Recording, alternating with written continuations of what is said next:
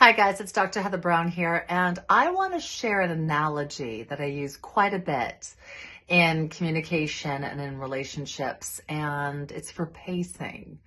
And it's the analogy of a rope bridge. So if you think about a conversation, that's a difficult one to have.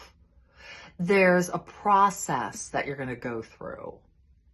If you come to a rope bridge, you have some questions that come up.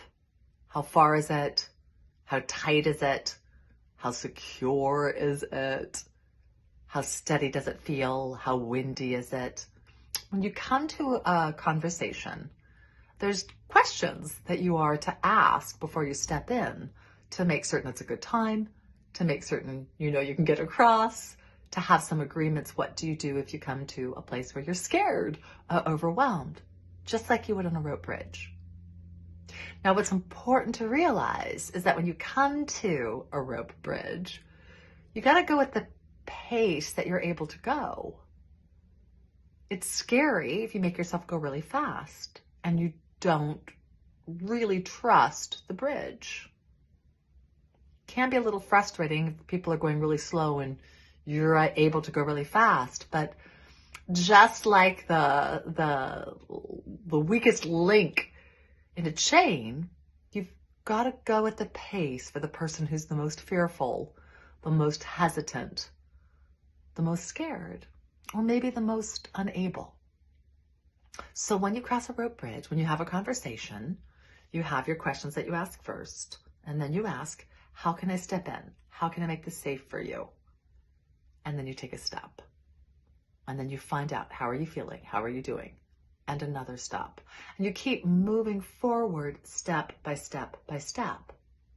Now, if you let the person come to a place where they feel comfortable, they might start to step faster. They might not. They might run across. It'll be up to them to decide.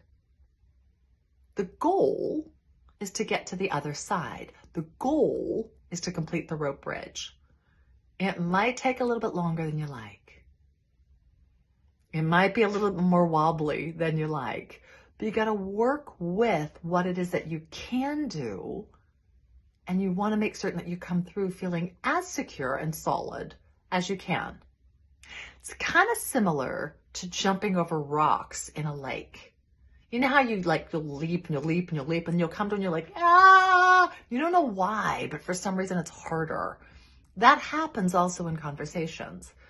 You'll get to a place where one person will kind of wobble, be a little too hesitant, and let there be a little bit of time for them to balance out before they can jump to that next rock.